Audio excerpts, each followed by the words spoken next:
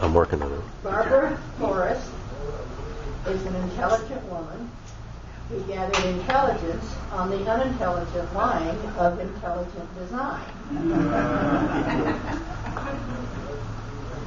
She is a professor of philosophy. She is, and it was my fault that said evolutionary biologist in the newsletter. I know better, but I'm so used to evolutionary biologists when we get academics. And I want to tell you, she's also a sweet lady. I never thought that when I hosted a famous philosopher, she'd remind me so much of my Aunt Ida Fay.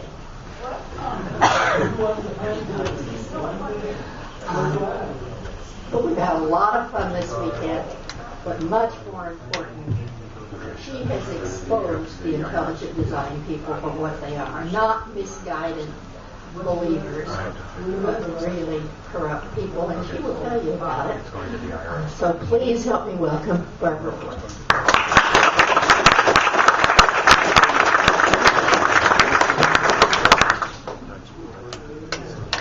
Oh, the chair.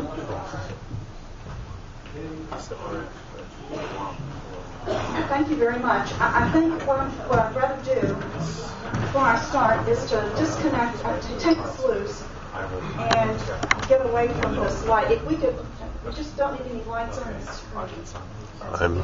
I'm working on it. Yeah, I like to kind of walk a little bit. Will this line, you think, go all the way across the stage to this courtroom?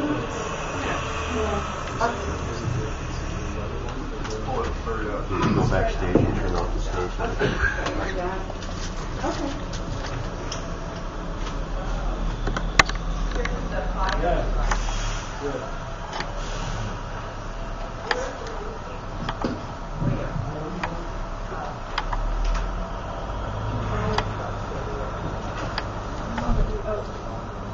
How's that? Is that all right? Oh, I don't want to be behind the curtain, do I? Well, thank you very much for having me. This is the third time I've been to LA. I've never had a trip to LA when the weather wasn't gorgeous. So I'm sure you'll all enjoy this. Thank you so much for having me today. As you probably know, or you may not know, if we could just get this light, if you don't mind, so it's not in my eyes, you can shine it just about anywhere you want. Then you're in the black. Do you want to be in the black? All right. Well, you can turn it up a little bit. There we go. Can you see me now? Okay, that's fine. You really don't need to see me. You just need to see the screen. We have a new law in Louisiana called the Louisiana Science Education Act. It was signed in 2008, and that's what I want to talk to you about. It's a creationist law that allows teachers to bring creationist supplementary materials into the public school science class, in addition to the state-approved textbooks and other materials that they are required to use. And Louisiana is the one and only state that has passed this kind of law since they've been promoted. So I'm going to tell you the story of how we got this law, who the players are, and you know, just find the sound out there. Just stand over there for a second. Tell me if the speaker. I'm going to let you watch a little TV first, if everything works according to plan. You all know who that lady is, right? And hopefully we've got the mic right there so you can hear it. Well, the Saints might go marching into New Orleans, but the scientists are marching right out. A group of more than 2,000 biologists has decided not to hold its 2011 annual meeting in the Big Easy. The reason? Louisiana has a law that allows teachers to use supplemental materials in science class, things other than the state-approved curriculum. Republican up-and-comer Bobby Jindal signed it last summer after it passed the state legislature with overwhelming support. The scientific community says the law is nothing more than a free pass for the teaching of creationism, and that religion has no place in a biology class. The Times-Picayune reports that Governor Jindal has not responded to the letter from the scientists. Either way, they've already moved on to Utah, where they say the laws protect science. Salt Lake City, more progressive than New Orleans? Now there's a clear argument that evolution exists. That's a page from my notebook. I'm keeping for CBS News. That was actually one of the very few recognitions outside the state of this laws being passed, despite the fact that we were the only state to pass such a law. Texas gets all the publicity. You probably know what's going on there. But she was referring to the governors signing this law. So I'm going to give you the backstory on this. I call this presentation Back to the Future because Louisiana has been there and done that. We have, this is Governor Jindal. Let's see if my little pointer's not working here. But you recognize him, right? Okay. And standing next to him is Senator Ben Nevers, who actually was the sponsor of the law. And it passed unanimously in the state Senate, and with only 3 dissenting votes, 94-3 in the House of Representatives. So there was virtually no opposition to this bill at all. And the reason it's ironic, I say Back to the Future, because, hang on, I'll be right back. No, everything is working. Okay.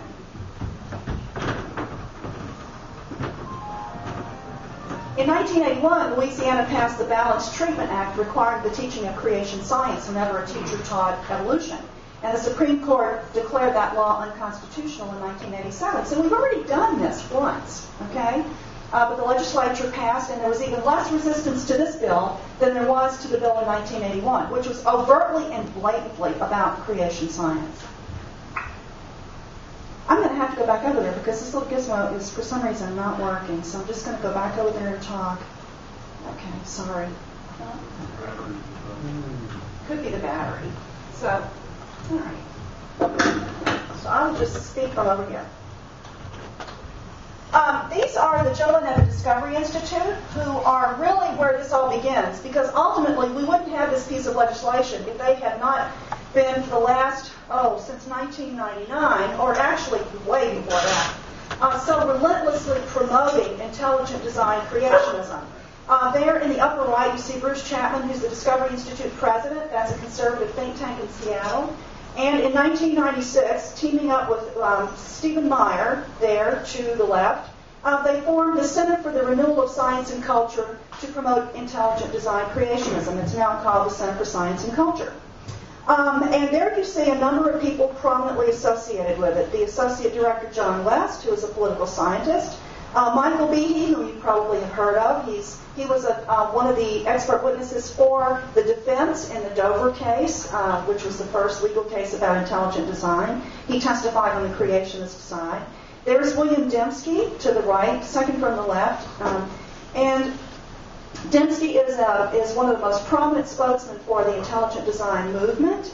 And there, the third gentleman is Jonathan Wells. He is a Mooney who promotes intelligent design. He's one of the few people who has in this group in this movement that has a PhD in biology, but he's never practiced science a day in his life. And there, on the end, is Philip Johnson. He's a now retired professor from the Berkeley Bolt School of Law, who is the advisor and the chief strategist of the movement. So these are the people that have really been more responsible than anybody else for the resurgence of creationism in the United States in the last 10 years. And 2 other people there that you see. David DeWolf actually helped write the Louisiana bill. And Casey Luskin is kind of he's a staffer at the Discovery Institute. DeWolf is a law professor at Gonzaga University in Spokane, Washington. Casey actually works at the Discovery Institute. He's kind of their utility infielder. He just kind of does whatever they need him to do. He's mostly the chief propagandist, actually. And you may have heard about their writing. Yeah, there's Ben Stein. You know about the movie, right? I was one of the first people that got a call one of the first people they tried to con into that movie. And it's almost enough to make me believe there's a God to account for the fact that I did not accept an invitation. But they have been hawking what they call a model academic freedom statute on evolution, which has been on their website since 2007. Notice it's called a model academic freedom statute on evolution, right? But there is a religious disclaimer in this bill. It's simply a highly sanitized way of promoting legislation that advances creationism. And in the bill, and this is the one thing that shows up in all of the variants of the legislation, is a religious disclaimer. Nothing in this act shall be construed as promoting any religious doctrine, promoting discrimination for or against a particular set of religious beliefs, or promoting discrimination for or against religion or non-religion. Now, if this were a bill strictly about science, that would not have to be in there. But what you find when you go back, even into the early 1980s, with the creation science legislation that was being promoted in, those types of disclaimers are there, and they're very, very similar, sometimes almost word for word. So this is in the Louisiana law, which is a variant of what the Discovery Institute was advancing in half a dozen states in 2008. The bills are slightly varied to fit the particular demographics of the respective states, but they all have this disclaimer. Discovery Institute was working behind the scenes until the bill was fairly late in the legislative process, and then they surfaced publicly. But they were working with the Louisiana Family Forum, which is the affiliate of Focus on the Family, and I bet all of you know who they are. And so the Louisiana affiliate of Focus on the Family, the Louisiana Family Forum, is run by Reverend Gene Mills, who's the director there on your left, and Darrell White, a former Baton Rouge City Court judge who retired early just so he could do mischief full time for the Louisiana Family Forum. And they, on their website, they describe their mission as to persuasively present biblical principles and the centers of influence on issues affecting the family through research, communication, and networking. Well, the center of biblical influence, of influence for them is a few blocks from their headquarters in Baton Rouge. It's the state capital, and they spend a great deal of time down there. They lobby the legislature aggressively, as they have done since 1999 when they were first established. You know who Tony Perkins is? Family Research Council. He's a Louisiana guy who helped found this group as well. And he's advanced on to the Family Research Council in Washington, but he's still very, very heavily involved with these people. And at the time they were promoting the legislation, and until quite recently, Darrell White had a website, judgewhite.com, and on the website he had a creationism page. And as you can see there, you have lots of links to creationist organizations and material, one of which is the proposed science policy resolution, which was the very, very early template of what he was promoting as part of the legislation. And he also has a link to the Kentucky Creation Museum. I'm sure you know about that organization. So they were openly promoting creationism since their establishment in 1999. And even at the time the governor signed the bill, they had a document on their website with links and the names of prominent and some not so prominent creationist organizations, and the links so people could go right through the electronic files to those organizations. And this was still on their website in June 2008 when the legislation was signed. Hold on just one second. Now this is Senator Nevers. He is a Louisiana state senator who does not have a college degree. That's not a surprise at all.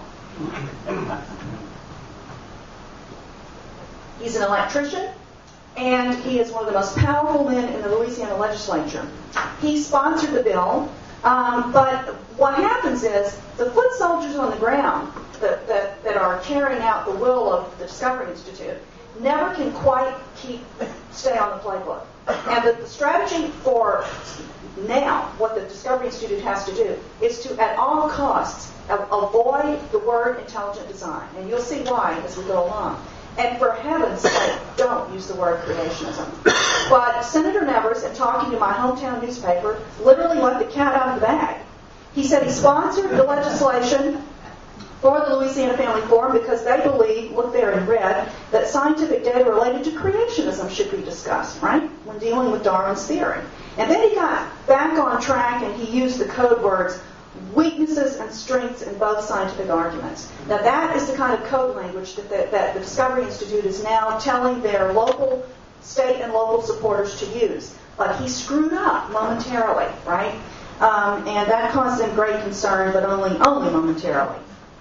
If you want the story of the Discovery Institute in great detail, you can. We have a few copies of the book left, and I'll be happy to sign one for you after the program. I want to recognize my co-author, Paul Gross. It's Creationism's Trojan Horse, The Wedge of Intelligent Design. And this documents the nature of the intelligent design movement and the strategy as organized by the Discovery Institute. It's actually the book that got me called into the Kitzmiller case, the Dover trial, as an expert witness. Now, if you don't want to buy the book, that's fine. You can go to the Center for Inquiry website, and you can download this for free. It's called Understanding the Intelligent Design Creationist Movement, Its True Nature and Goals. You can get that in PDF, and it came out about the same time as the paperback edition of the book came out. So you can get the condensed version there. And if you want to see my analysis of the Louisiana Science Education Act, you can go to the Louisiana Coalition for Science website. The Louisiana Coalition for Science is basically me and one other friend.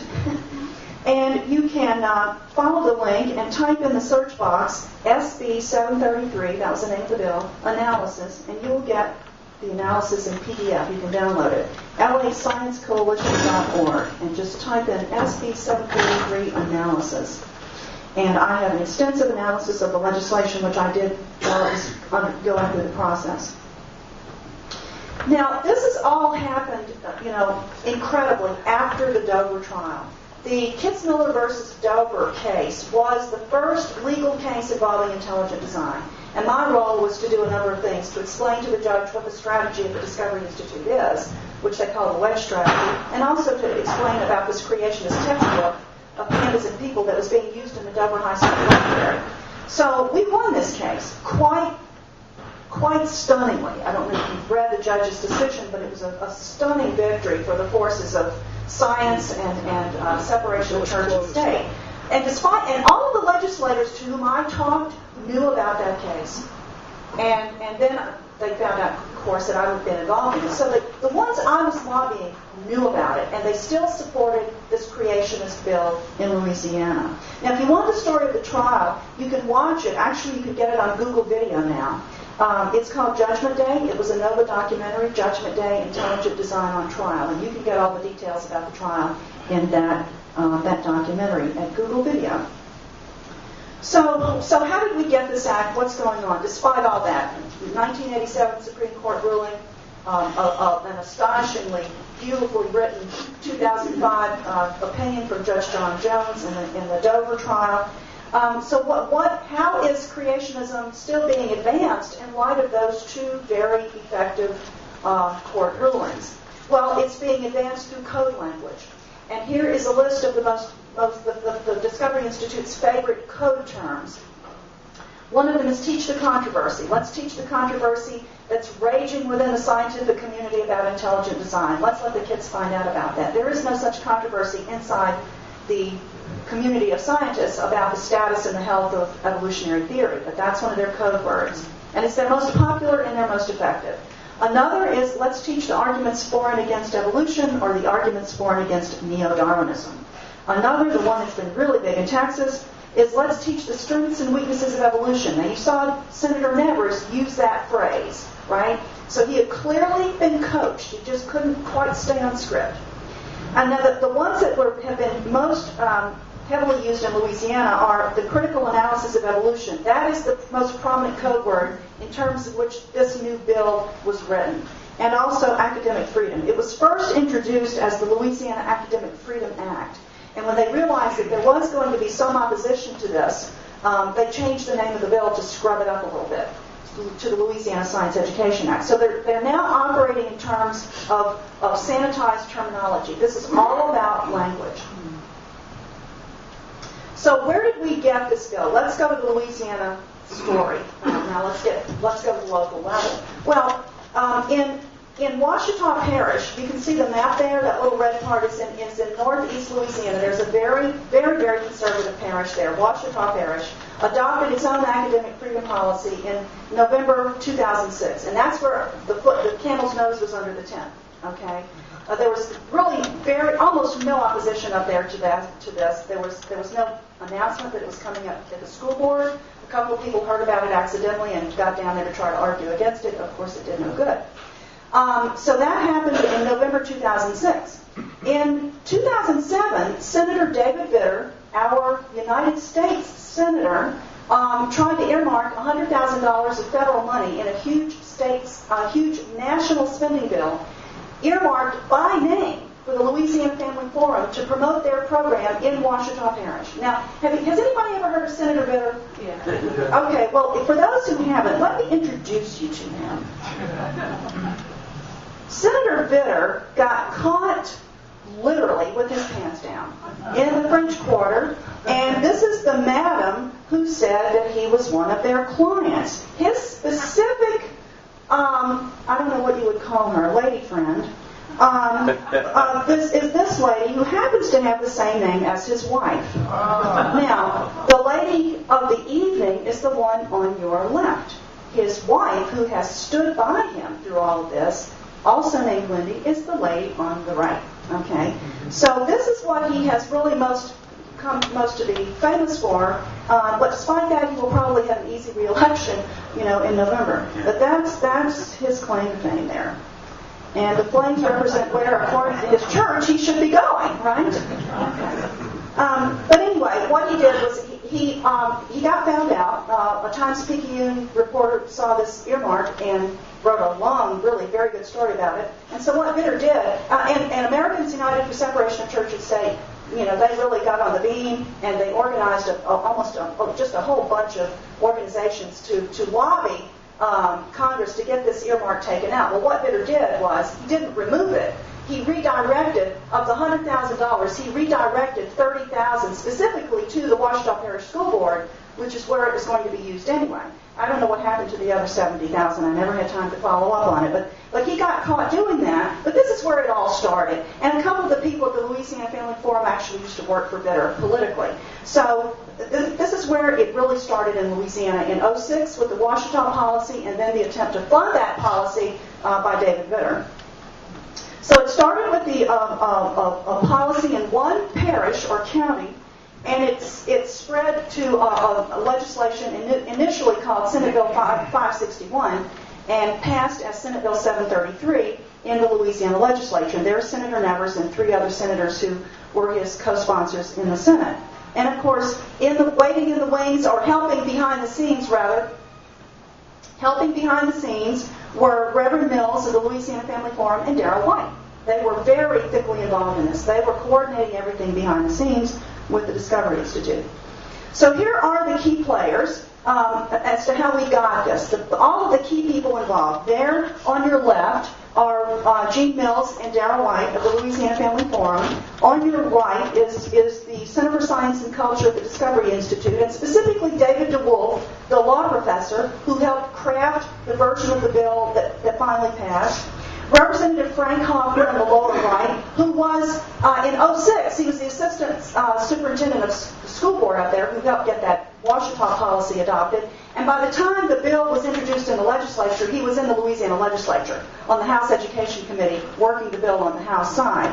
And then in the lower left is a man you'll meet in a little while. His name is Dale Bayard. He's on the Louisiana State Board of Elementary and Secondary Education. That's our State Board of Ed.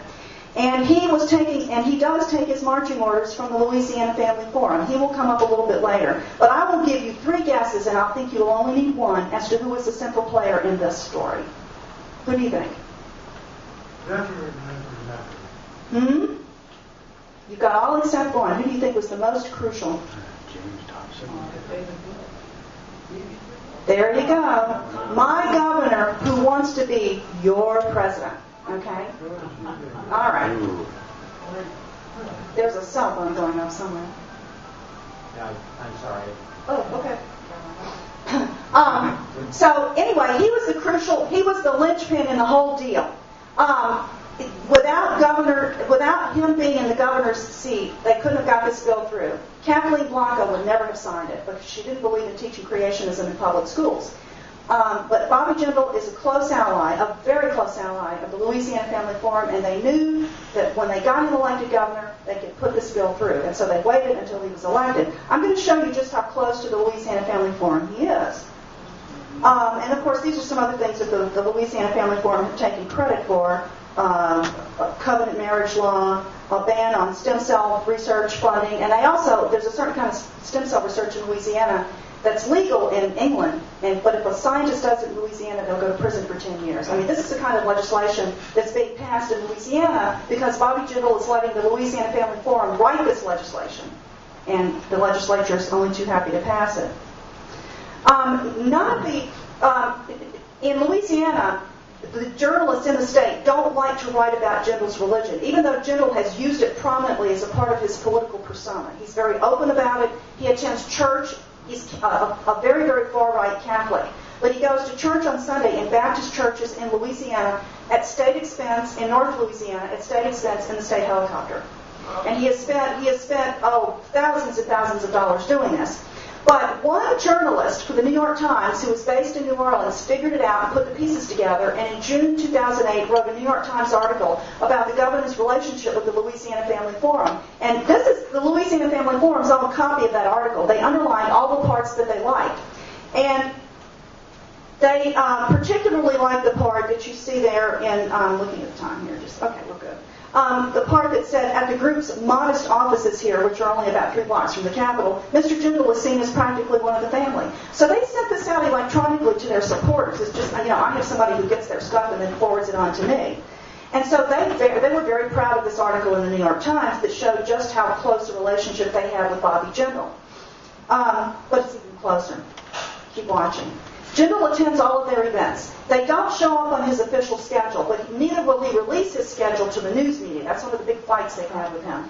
But every year they have a legislative awards dinner, and they give awards to the legislators who vote their way. And Jindal goes to all of these things. And there he is at the 2008 dinner after he signed their creationism bill, talking to Gene Mills and Gene's wife in 2008. So he goes to all of their events. And in 2007, when he was elected governor, in November 2007, in December, the next month, they gave a great big Christmas ball to honor him. Now, they invited some other governors as well, former governors, but it was really to showcase Bobby Jindal. And you're going to see Bobby Jindal at this ball. There were ministers all over the place, and you're going to hear a little video clip in a second from Gene Mills. But they have pastors from all over the state who network around the Capitol during the legislative sessions, which they're doing right now. And they were at this ball. And you're going to see them forming prayer circles with some state officials, former governors. And you're going to see Bobby Jindal undergoing the laying on of hands right there at this very prominent, high-profile event. You can go to YouTube and type in Louisiana Family Forum Governor's Christmas Gala, and you can watch the entire YouTube video. And I'm going to show you, there's Gene Mills looking on. He's presiding over the laying on of hands, and there's Bobby Jindal with some pastor or other putting his hands on Jindal's head. And I'm going to show you a little clip from this YouTube video. An organization very familiar. Very simply said, Can you hear it? Our role is to be an ambassador. We're sent. That's Gene Mills talking. To the policy arena to assist and advise. And that's simply what prayer circle with Governor Blanco. That faith arena is represented here tonight with over 40 or 45 pastors that have sacrificed and coming from all over the state to be here. And they represent hundreds of others from their community whom they can call together and speak to. That's Gene Mills. There you go. God has plans for us we can't even begin to imagine. He has ways for us that are greater than our ways, greater than our thoughts, greater than our dreams. I think he has plans for this state. 2 governors there. Begin to imagine. Now, I agree with Gene said. Brother Gene said, this is not a forced thing. How often do you hear people say that? We're a blessed thing. Not just blessed because of the oil and gas, not just blessed because of the waterways, the ports, and the rich soil. We are blessed because of the people. We are blessed because of the prayer of the Holy Spirit, the gathering we've got this room today. I also want to thank you for your witness after those storms. Thank you for your witness after those storms. He's talking about after Katrina and Rita. For the people, I have to say, the Louisiana Family Forum and other religious groups, they did pitch in. I mean, this was a matter of some urgency, as you well know. But he notice he's not thanking them for their assistance. He's thanking them for their witness. Right? Okay. So now you have a little taste of what's going on in Louisiana there, and there's a bit more. So anyway, we knew Bobby Jindal was favored teaching creationism. And there he is during his campaign for governor. And when he ran in 2000 and lost, he had been asked by a New Orleans Times-Tribune reporter about whether he favored teaching creationism, and this is what he said. He said, sure, the teacher wanted to say that creationism is what some people believe and present a range of views. There's nothing wrong with that. A range of views. Now that sounds innocent, right? That's a Discovery Institute soundbite. That's one of their specific sound bites. And it's in my book where that comes from.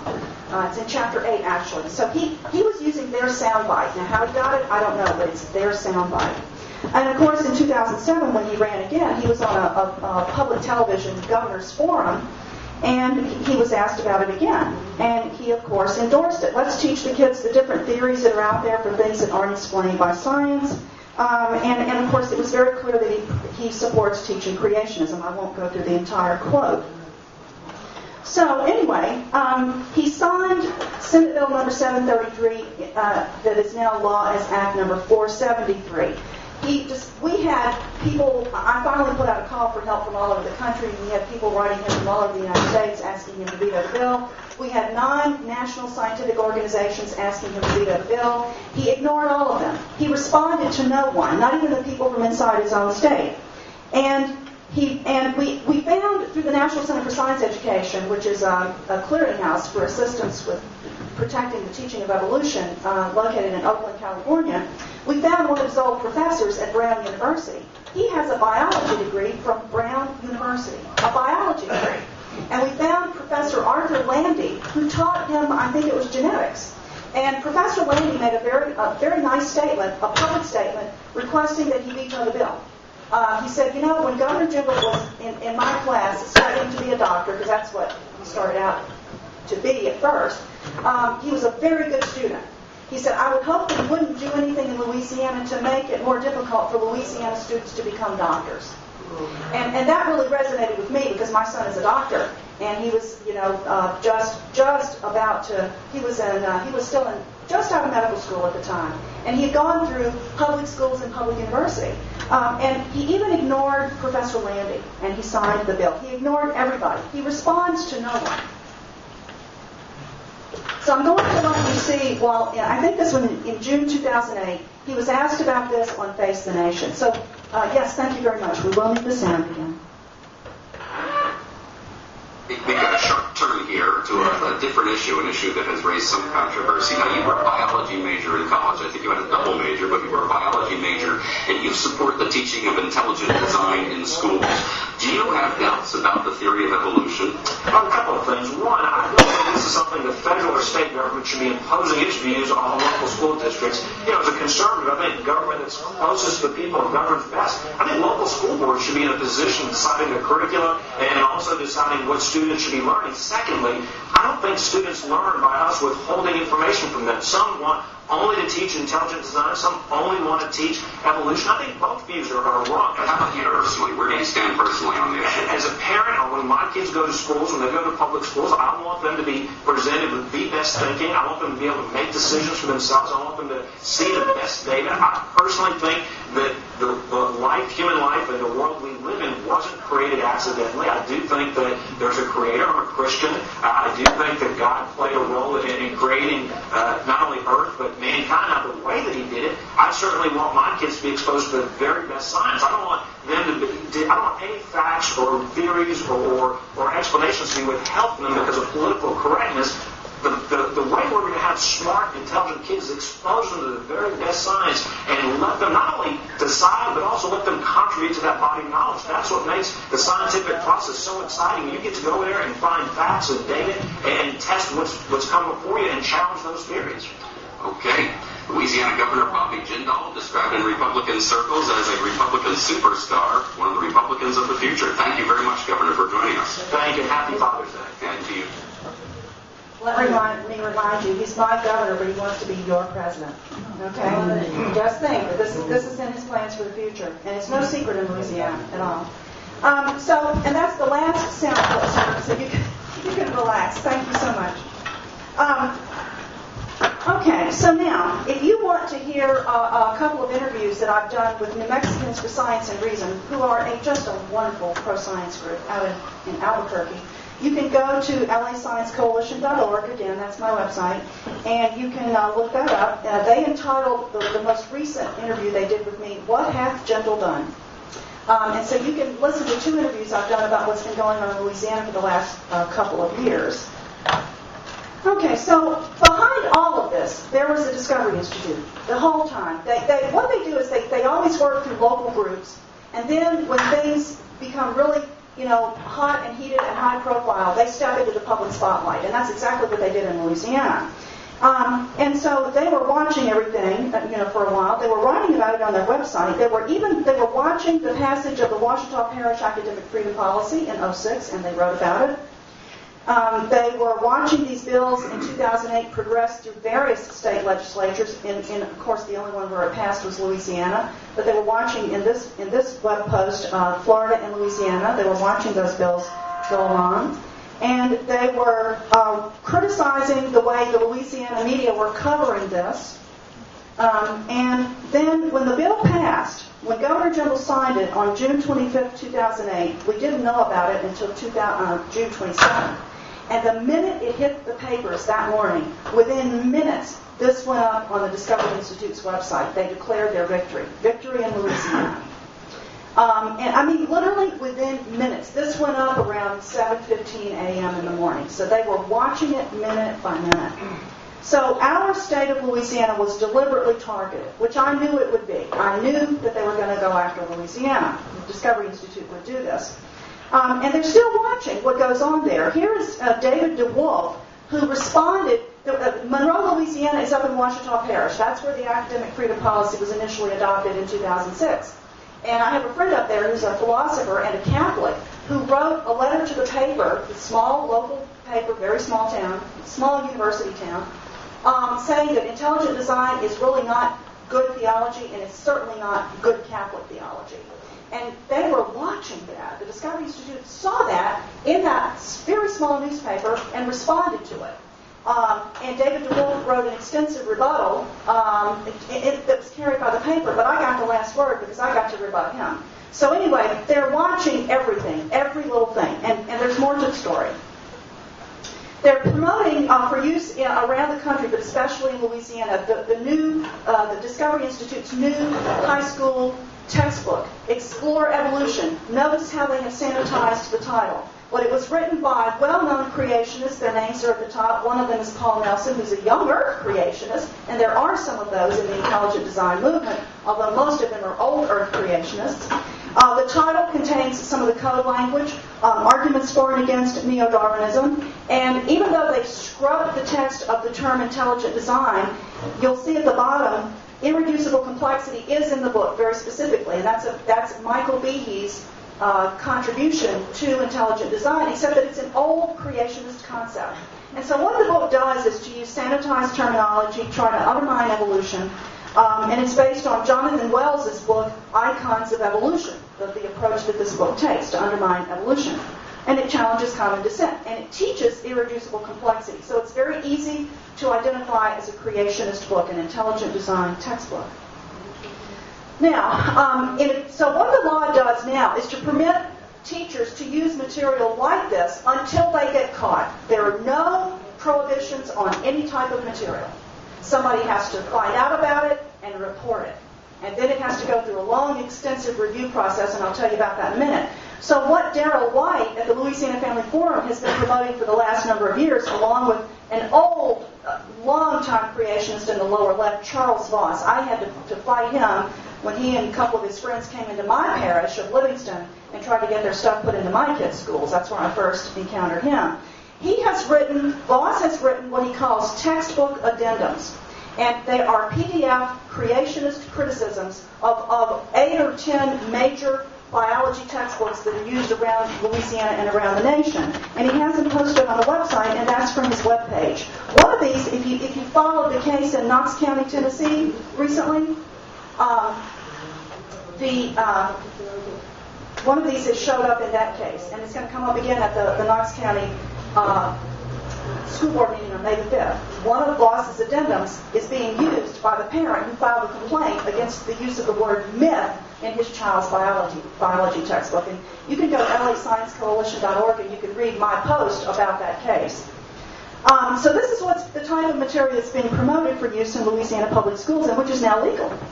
In fact, the Louisiana Family Forum now has a critical thinking page, critical thinking in the classroom, and they're specifically promoting those textbook addendums you see there, and also an intelligent design DVD that was put out by the Discovery Institute. It's called Investigating Evolution. There you see it being promoted on the Discovery Institute website. So this is what is now legal in the state of Louisiana.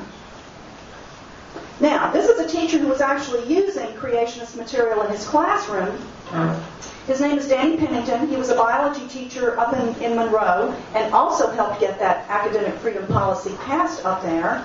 And he was interviewed by National Public Radio in 2008 when all this came up. And there you see on his desk, you see a copy of Icons of Evolution, which is Jonathan Wells's book that tries to undermine the teaching of evolution. There it is, and it's on his desk. He had it out for National Public Radio to see it.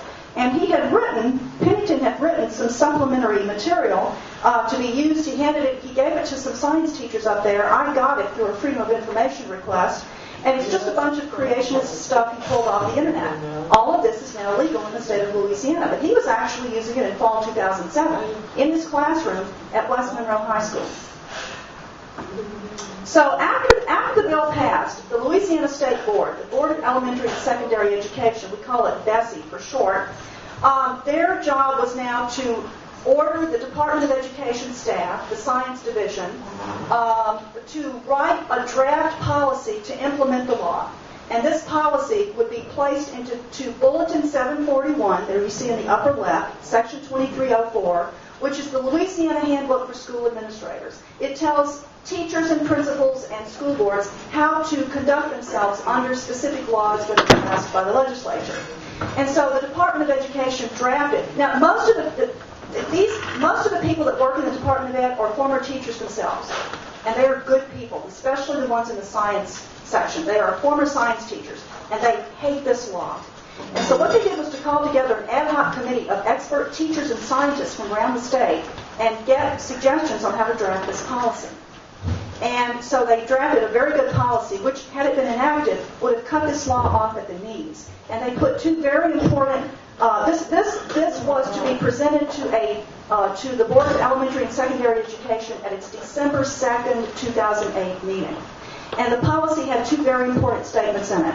One, the middle underlined in red, religious beliefs shall not be advanced under the guise of encouraging critical thinking. They knew the code language, right? The second one, down at the bottom, materials that teach creationism or intelligent design or that advance the religious belief that a supernatural being created humankind shall be prohibited. Now, when the Louisiana Family Forum got hold of this policy, keep in mind that their point man is a member of the state board himself, Dale Bayer.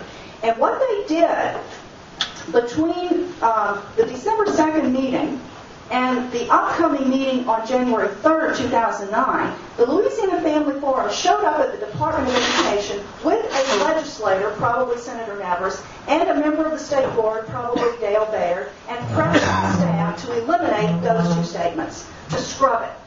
And you can imagine, now these ladies are sitting there with a state senator right in front of them, a member of the state board. What are they going to do? So what they did was, if they agreed to strike the part about critical thinking, but they refused to delete the prohibition against teaching creationism or using materials to teach creationism or intelligent design. They would not do it. So sometime between those two meetings, this all happened. Now, at the January 13th meeting, the Louisiana Family Forum showed up at that meeting loaded with forbear. They had their creationist professors with them from a Baptist college up in central Louisiana. They had their attorneys, and they wanted that last statement taken out, and the board unanimously, 10-0, took it out.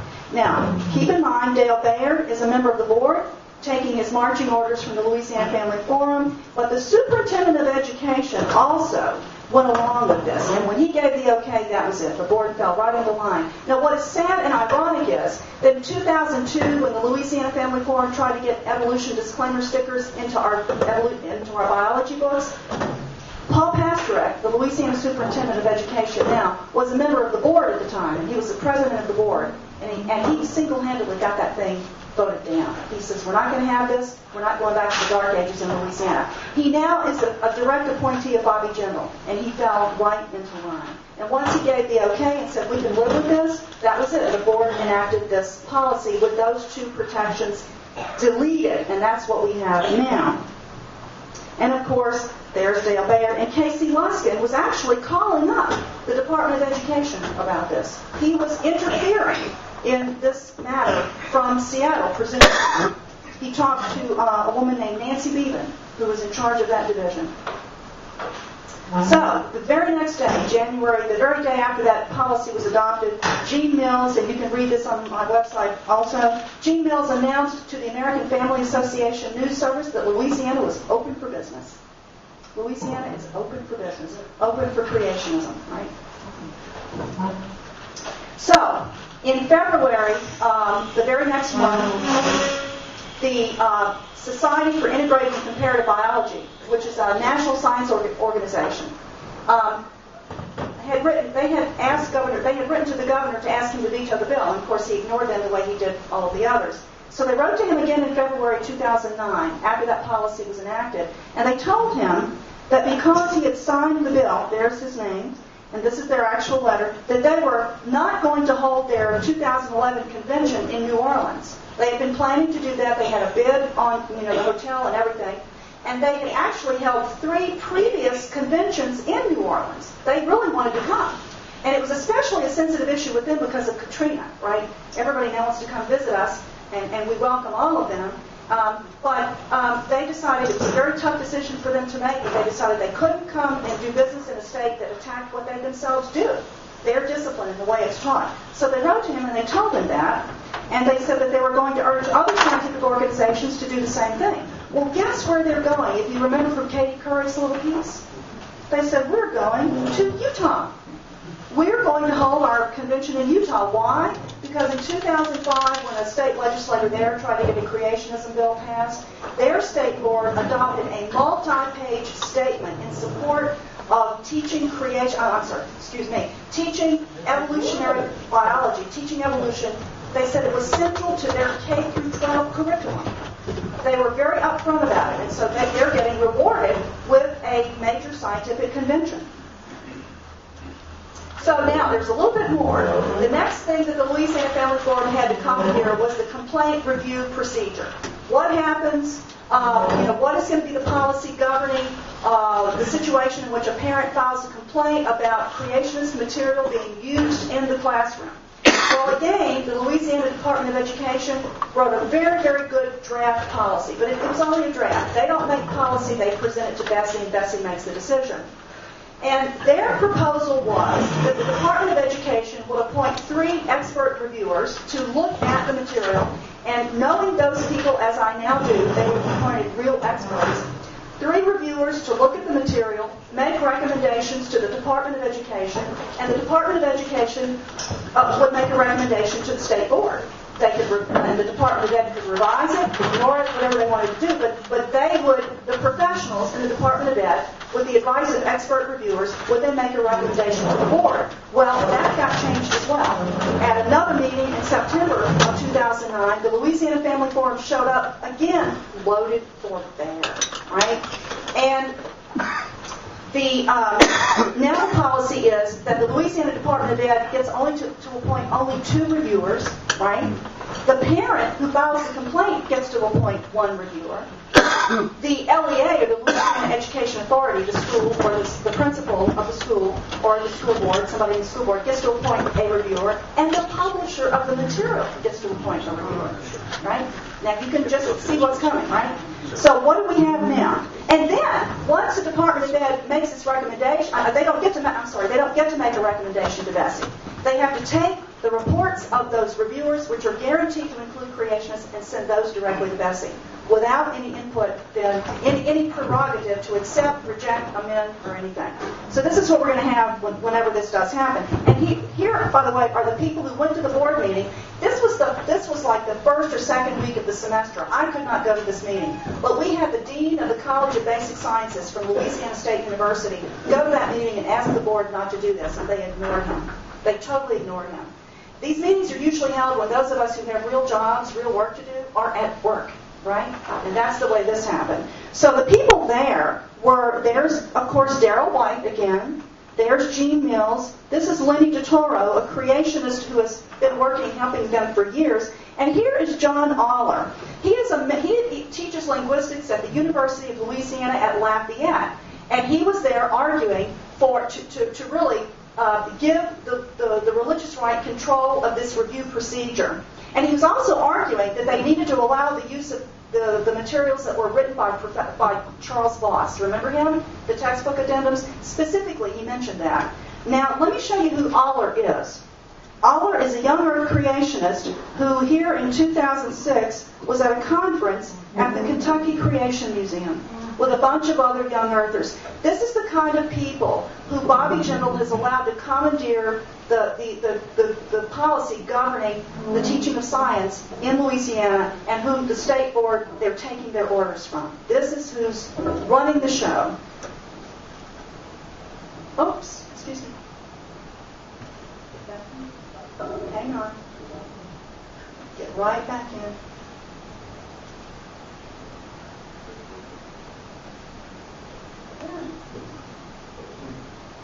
Get rid of that. That's just my expenses. So hang on. Now we got it. Sorry. You weren't supposed to see that. Okay. Now let me get back to where we were. Hang on. Oh, let's see. Okay. So this is where we are now. Okay. So we'll have Mama and Daddy, right, file a complaint about something like teaching Explore Evolution, right, the Discovery Institute's book. So Mom and Daddy then contact the Department of Ed, which is what they're supposed to do, and they get to appoint a reviewer. Now, presumably, these are parents who won't support creationism, but there's no guarantee that they're going to pick a knowledgeable person as their reviewer, right? We don't know who they would pick. And then the principal could pick a reviewer, right? The LEA, the Louisiana Education Authority, could pick a reviewer. The publisher could pick a reviewer, and I just pulled off some icon of a publishing house off the internet. And then, you know who the reviewers would be. They would be people like David DeWolf, or Gene Mills, or Charles Voss, or John Aller. And then, when the hearing is actually held, these people can bring other people to the meeting with them. So they can all gang up, right, against the parents, and the Louisiana Department of Ed's role is now completely undercut. Okay, that's the way the policy is written in Louisiana. And so this is what we have at the present time. So in 2009, after this law was passed in Louisiana, the Discovery Institute continued to promote their model bill. And so they introduced, the legislatures in these states introduced versions of that bill. Oklahoma, New Mexico, Florida, again, Iowa, Missouri, and Alabama. It failed in every single one. And wait till you see the final state where it failed. It failed in Texas. It actually failed in Texas. You see? Now, Texas is getting all the publicity because of the Looney Tunes on their school board, their board of ed. You know, I mean, these people are seriously out there. And unfortunately, most of them have been, the worst ones were defeated in the most recent election. So there are some intelligent, good people in Texas that wanted these people off the board. But they didn't even pass this bill. Texas didn't want to touch this bill. Now, this year, it was introduced in Kentucky, and it's in a second reading in Missouri, that's where it is now, and in committee in South Carolina. And they have more important things, to worry about, like keeping their governor off the Appalachian Trail. And so it hasn't progressed. But it failed in Kentucky recently. Or actually, it died. It died in committee. So it has not succeeded in any other state except Louisiana. So we're still number one, right? Louisiana is still number one. Does anybody recognize where that video clip of the governor comes from? That was his rebuttal to President Obama. Did anybody watch that? Okay, well that's where I wanted to specifically use that one. Okay. So now we're still number one in promoted creationism. So we get the Booby Prize for that. I mean, I love my state, but I wish we had not done this. And so I'm happy to answer questions. Thank you very much for your attention. Wow.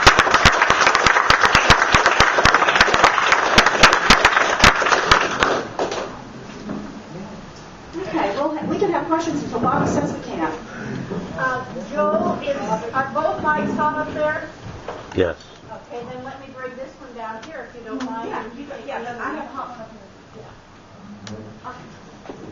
Okay, I'll use let's this come over here to ask questions. Yeah. Hang on 1 second. Okay, and I'm going to shut this off and shut this door. Okay. There you go. Yeah. You can turn your projector off, sir, if you want Use to. my voice. But it's Or I'll disconnect. I'll take care of it. Don't worry about it.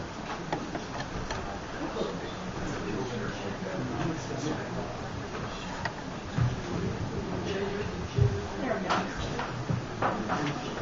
Okay.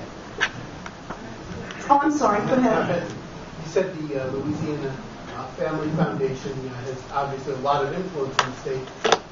Who do they give campaign contributions to and how much? Oh, that's interesting. What they did, the Louisiana Family Forum is a 501c3. They're not supposed to engage in partisan political activity, despite the fact that they were lobbying all the time. So what they did to make sure they were on the right side of the law, they set up a 501c4 called the Louisiana Family Forum Action. And I don't really know. There's no way to know that they give money directly to people, but they spend a lot of money lobbying. And in Louisiana, party distinctions don't mean anything. There are Democrats and Republicans mixed up in all of this. In Louisiana, it's one state where those distinctions break down. Usually you don't find Democrats mixed up in creationism, but in Louisiana it doesn't really matter. And so what they do, they lobby aggressively. And the way they have their influence is that they publish scorecards after each legislative session. And they show how every legislator voted on their issues. And when and if somebody votes against an issue that they want, they will target them in the next election. In other words, they have a lot of people that they can turn out to vote against them. And one legislator told us that he didn't dare help us when we were lobbying against the bill because he had gone up against him one time and it cost him $60,000. You know, he had to raise. It cost him that much money to keep his seat in Louisiana. And that's still a lot of money in Louisiana. So what they do is they make public how these legislators vote. And they are very vocal about when legislators don't vote their way. And they have big dinners every year and they give awards to the ones who vote the way they want. And they're constantly cultivating them during the year with local recognition ceremonies in different areas of the state. So that's what they do. And they don't have a lot of trouble. Louisiana, as you well know, is very conservative. They'll go along with this kind of stuff. And the ones who don't go along with it are scared to death of the Louisiana Family Forum, and they're scared to death of Bobby Jindal, so they don't put up much of a fight at all. Yes, I wondered if it should be the Bobby Prize. The Bobby Prize is the movie prize, yeah? I want to express my appreciation for a magnificently put together presentation. Oh, thank you. One of the best I've ever seen. Now, we have to thank Apple for that. That's Apple Keynote software. Plus your skill in putting it together.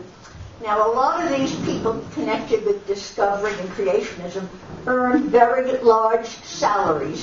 Where does the big money, big donations come from? Is it from Coors Foundation, Richard Mellon State? Where does the big money behind all this come from? Oh, we have a big part of one of the chapters in the book is exactly about that.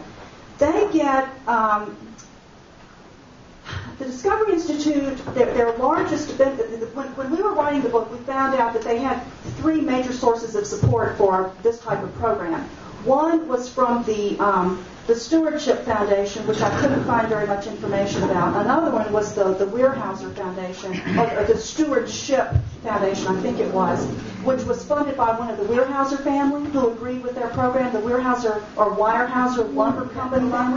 Yes, ma'am, them. But their largest benefactor is a man in California, in Orange County, named Howard Amundsen. Have you heard of Amundsen out here? Oh, you Californians should know, because every regressive piece of legislation that comes through your legislature, he's putting out money for that. And so Howard Amundsen is their largest financial benefactor, or at least he was at one time. And he probably still is, because he now sits on their board of directors. So he's probably still funding them. He gave them $1.5 million over a 3-year period. So and that was a while back. So that's where most of their money comes from. And I'll tell you, Stephen Meyer, one of the people the director of the Center for Science and Culture, he makes over $100,000 a year. He's well paid for that. Thank you. Yeah, okay. My name is Arda Thean. I'm just wondering, those people who are celebrating their victories here, have they thought about, be careful what you wish, because if their program becomes a reality in the classroom, I feel most people can overwhelm them. How embarrassing, how stupid, how inane, how nonsensical their position is. I mean, they'll be routed and defeated and humiliated and embarrassed in the classroom, and maybe that will be their final day where they finally fall silent. I'm just wondering whether this has been thought by the You're thinking about it rationally. This will not happen in the state of Louisiana. Number one, some teacher is probably already doing it, we just don't know about it. Number one, it takes a very sharp kid to understand what's going on, to recognize the material. Number two, we're lucky if teachers teach evolution at all, right? Because they can, even the ones who want to teach it, they're sometimes not well prepared to teach it, and sometimes they don't do it because they don't want to accept the flack that they know that they will encounter for teaching it. But that's not going to happen in any classroom. To overwhelm these people with all of the evidence, the wonderful evidence for evolution, that's not going to happen. It's just not. I wish I could say that it would be that easy, but it's not going to happen. This is purely political, right? And in Louisiana, even teaching jobs teachers are afraid to get involved in these things because everything is so political. And one of the reasons that we got very little help from the teachers in Louisiana, nothing more than a couple of letters from the Louisiana Science Teachers Association, is because they don't get involved. So it would be wonderful if everybody approached it rationally the way you're doing, but that's just not how it works. That's just not how it works.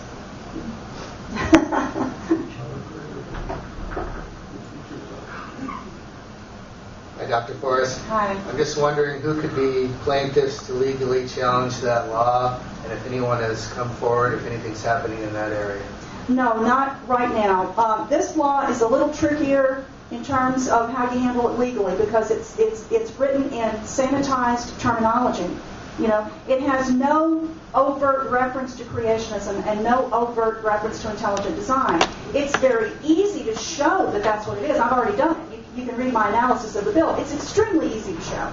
But you've got to take that sanitized terminology into a court and convince a judge of that, who may or may not be inclined to look at the historical context of the bill, you see. So there's that. And the best case that we could hope for, and it might be years before we might get one, would be some teacher does something, a child recognizes it, takes it, goes and shows it to mom and dad. Mom and dad are willing, in this very conservative southern state, to do what they need to do to mount a court challenge, and it does happen. I mean, it has happened.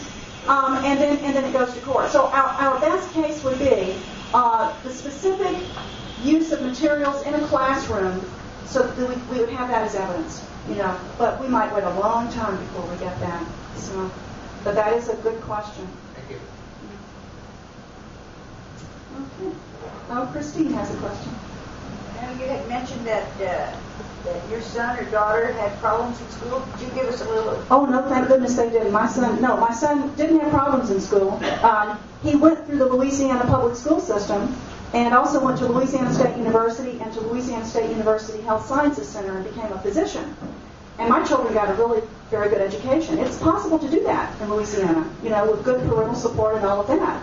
And when Bobby Jindal's old genetics teacher said, I hope the governor doesn't do anything to make it more difficult for Louisiana students to become doctors, what he meant was, I hope he doesn't sign this bill. And the way he put it was really particularly meaningful to me because my son had come through the public school system and become a doctor, right? And had some very good teachers, I must say. So, no, thank goodness they didn't have any problems. So did you have another question on there? Well, it was kind of off-center. You had mentioned that one of the arguments that the creationist was using was called irreducible complexity, and I've never had that argument told to me in terms that I can understand. Let me give you a quick definition of that. Irreducible complexity means that the structure of a biological organism, like the little tail on a bacterium that allows it to swim, the flagellum, is so complex that it could not be put together by evolutionary processes in a piecemeal fashion over long periods of time. That little gizmo is so complex that all of its parts have to be put together in place at the same time for it to function. And if any of the parts is missing, it won't function. And that's what irreducible complexity means. And what Michael Behe has done is apply that at the level of molecular biology. It used to be applied at the level of, anatomy. If you have a respiratory system and you take out some essential part of it, it's not going to function. But it's an old creationist argument that a designer, a special supernatural designer, namely God, is required to make these complicated little structures. That's what it is. So you're saying that instead of things starting out simple and getting complex, they start out complex? Exactly. They're put together in their complex structure by a supernatural designer. Yes, ma'am, that's exactly it. That's it. You got it. That's like banks too big to fail. Yeah. Well, I can be around until 1:15. That's when we have to leave for the airport. So what time is it now? It is about 12:15, right? Okay. Yeah. So I can be here for another hour if anybody would like to buy a book. And the food is not yet here. I take it. So if there are more questions. I have a question, but I'll just speak loudly. Oh, sure. What do you think it is about Louisiana as compared to the other states in the South, like South Carolina, where I'm from? Right. Why is it that Louisiana is prone to have had this legislation passed? Okay, there are a number of reasons, and it's a number of things working together. The reason this bill passed when it did is because, number one, the Louisiana Family Forum had been lobbying the legislature on their issues for 10 years. And they had been promoting creationism, writing letters to the paper and things like that for a period of time. And all they had to do was to get the right governor, right? So all of their lobbying efforts were in place, and they just needed the governor. So there was that. Also, Louisiana is a very conservative state, right? And we have a long tradition of private schools, okay? A lot of people send their kids to Catholic schools and white Christian academies and things like that. So even though the public schools still educate most of the children, we probably have a stronger tradition of private education than most people in the country because we were settled by Catholics in the south part of New England. Strong Catholic school tradition, and they're good schools, and they probably teach evolution, by the way. So that there is less public support for public education. There is a very low level of literacy in Louisiana. There's an extremely low level of science literacy. Louisiana is more conservative now than it's ever been. It's extremely red. It's very, very red. And then also, there is no organized resistance to this type of activity. Every state in which these other bills failed, had organized pro-science citizen groups in place. I have made 2 efforts to organize such groups among people who support what I'm doing. And so far, no one is willing to put in the personal time it would take to get a group together, to organize it, and to work against this type of thing. The only thing we now have is, and it was partly as a result of this bill, and it was done completely independent of me, is a small chapter of Americans United for Separation of Church and State. But they're very small. They all have constructive day jobs to do, So there is, even among the science community, sat this out. And they didn't do what other scientists have done with these things. They didn't organize. They didn't write petitions. We got some letters. I don't know how many. We had a few really wonderful scientists that came down and testified for us. But the great majority of scientists in Louisiana simply sat it out, and they're still sitting it out. There's just no organized opposition whatsoever. I think if there had been more, we might have had better success. But I don't know. Louisiana is in some ways unique for this type of stuff. Yes, sir. I'm wondering what is it's a very strange bedfellows that I see in the American political scene. Very consistent. Is it a question, Ernest? Yeah, you have a question? It's a question. Okay. If you will. Yes, it is. I'm going to ask you, what is your explanation as to why business, which needs science, always gets allied with religion, which is anti-science, in the political arena? Do you have an explanation for that? I don't know if I can give you a really good one. There's a long...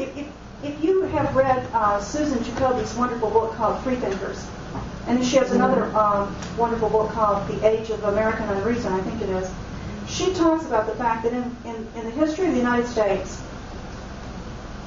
conservative Christianity has traditionally been aligned with free market fundamentalism, the free market forces, and so that we have a history of that in this country. How many years is it? Ever since we've had powerful corporations, and she does a very good, Susan Jacoby does a very good job of explaining this. In Louisiana, the business community, as you know, tends to run very conservative. The religious right is politically conservative. And so they are aligned on a number of issues. The Louisiana Family Forum, for example, they are free market fundamentalists. They don't want to pay taxes. They don't want to support public education. They want tax cuts, and this is another thing that has hurt in Louisiana. We've had some drastic, draconian tax cuts. They are not only biblical fundamentalists, they are free market fundamentalists. They are anti-tax, anti-public institutions of any kind. And unfortunately, their views are very consistent with organizations like the Chamber of Commerce, I have to say. And so they have traditionally been allies. One of the arguments that people like to make is if you adopt this creationism bill, businesses are not going to want to come here. That never happens. The businesses don't care. And in fact, this step that was taken by the scientific organization, the Society for Integrated and Comparative Biology, that's the first and only move of that kind I have ever seen, and I've been working this issue now for over a decade.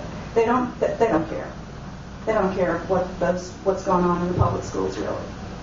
Okay, Dr. Forrest, thank you very much. I have a question for you, because when I grew up, one side of my family was Catholic and one side was Protestant. Mm-hmm. So I was always under the impression, perhaps false, that the Catholic Church didn't have a real problem with evolution. They don't. It was a Protestant issue. That's right. Largely it is. And so Louisiana kind of threw me back when this all happened, because I thought Louisiana was very strongly Catholic. So in the southern part of the state, it is. Okay, so maybe you could talk a little bit about that? Sure. Because that, I thought they would not have that problem because the Catholic Church would just say it's not an issue. Okay. With the Church, it's really not. The Church long ago made its peace with the teaching of evolution. It depends on how conservative the Catholics are that we're talking about. Michael Behe of the Discovery Institute is a very conservative Catholic.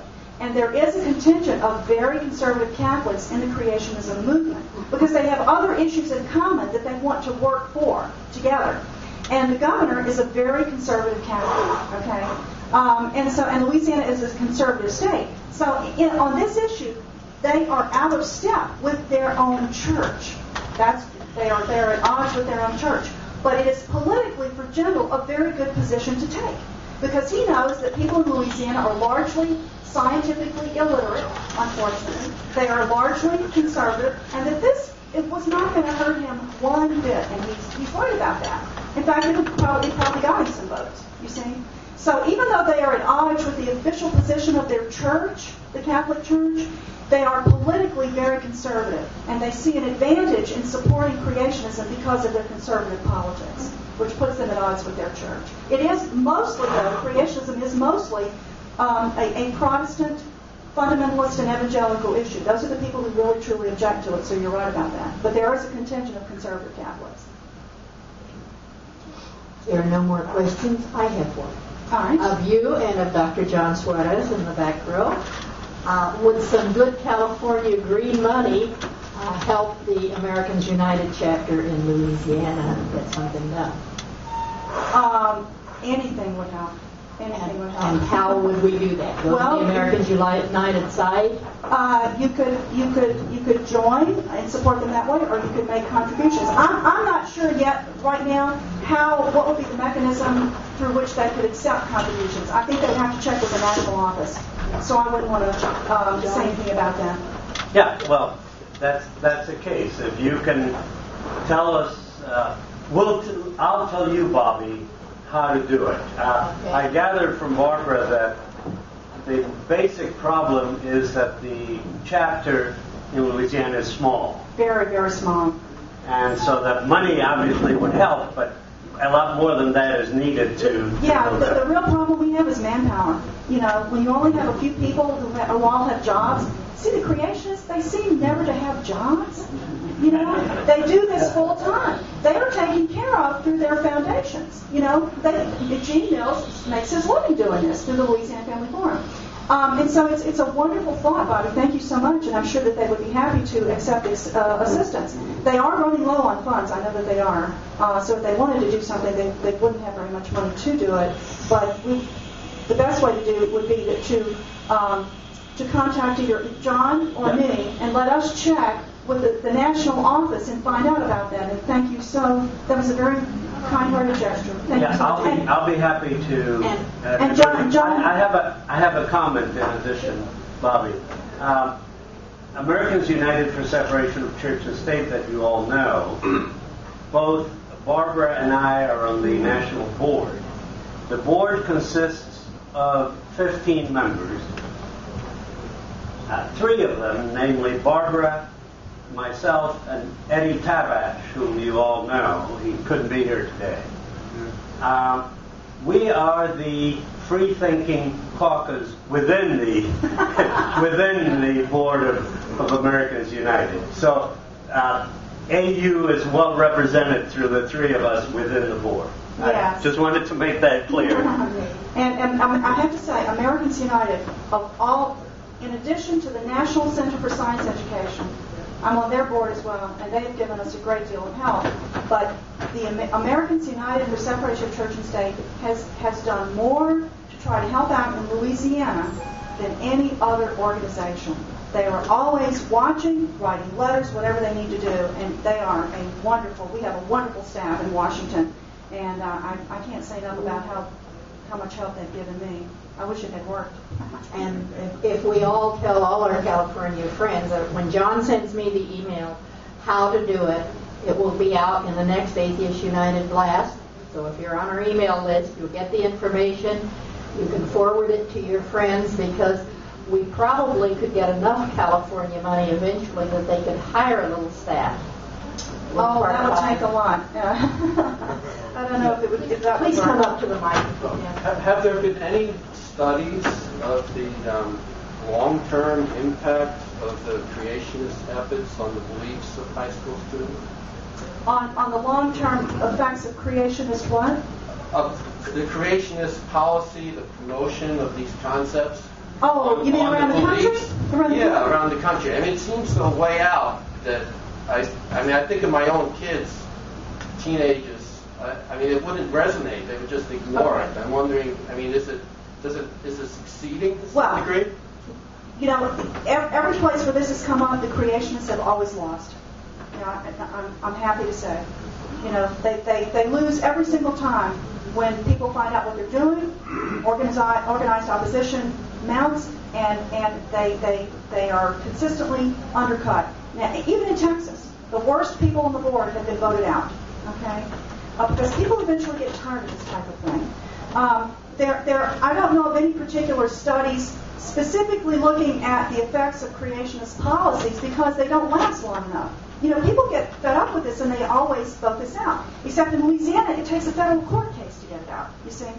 But we do know, there are lots of studies to show, that American children are way behind other countries in science. And the farther in school they get, the higher they get, the farther behind they fall. And so we are not anywhere close to number one. We are behind a lot of other countries in terms of how scientifically literate our school children are, and there are lots of studies to show that. And that's as much because of the poor teaching of science and the general level of scientific illiteracy in the country as anything else. Mm-hmm. 3 weeks ago, some of you may have been here, I gave a talk entitled "The Radical Religious Right and Public Education."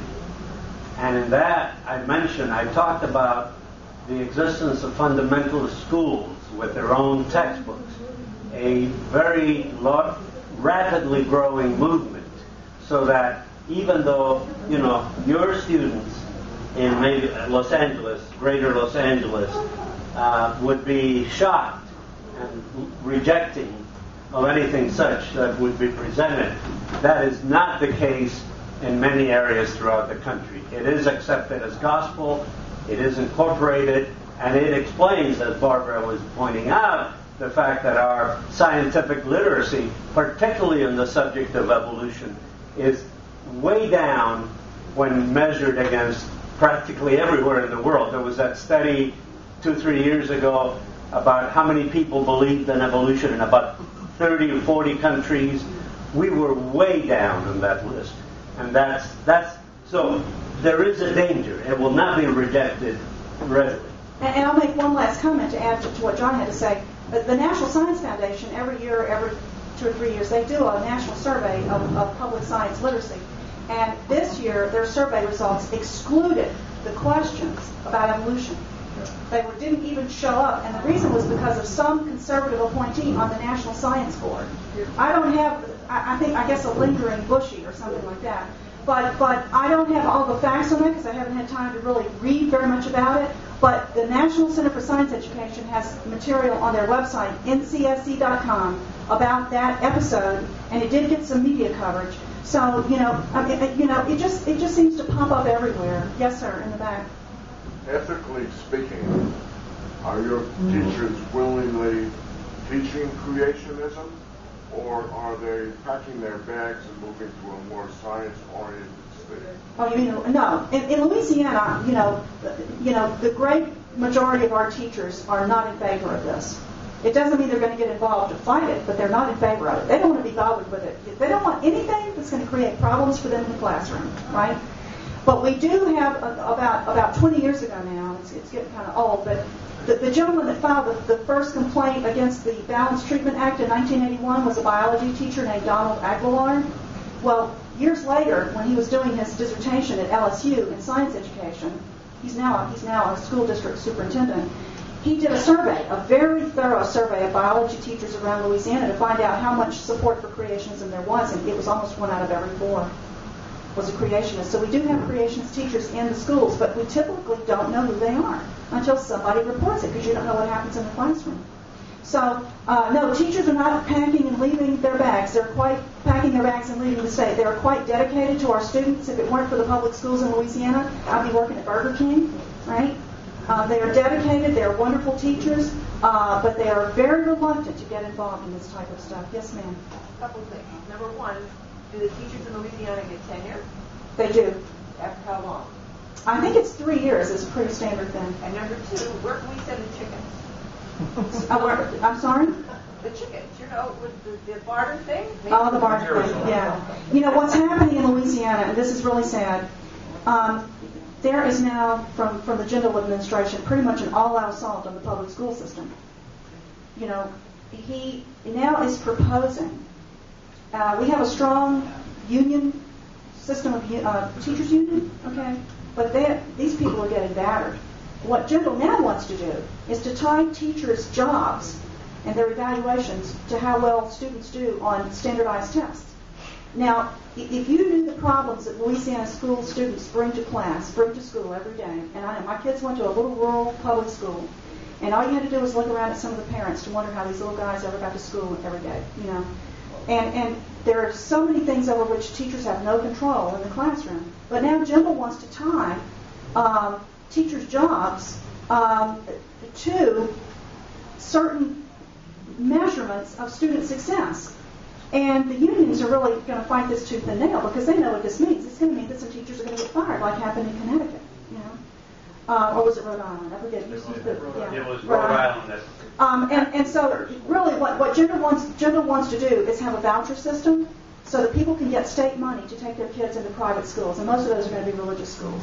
So the teachers are going to have a hard road to hoe under this administration. The story that you so articulately unfolded about the history of this bill didn't surprise me. I mean, it's very sad, but I can understand. What shocked me was the numbers and the votes in both chambers of your state legislature. The numbers were mind-boggling. Okay, and there's a reason for that. That was Jindal's first legislative session, 2008, after he was sworn in. He was on his honeymoon, and people were and are scared of him. There are a few legislators now willing to buck him, but he's a vindictive person, And he has, and there, one of the major newspapers in Louisiana ran a story recently about how many people have lost their jobs because they crossed him. You know, state employees who got fired. And so that was a largely new legislature. And there was an article in the Monroe newspaper about the fact that this largely new legislature, in which there was a slight Democratic majority, was more conservative and more religious, openly religious, than any in recent memory. And we talked to legislators, one of whom told us that the Jindal administration was making life difficult for Catholic legislators who were not considered Catholic enough. And so they were scared to death to cross Bobby Jindal. And they were, because they knew that they could expect retaliation. And so they were intimidated. But a lot of them just agree with what he's doing. So that explains, that's the answer to your question. So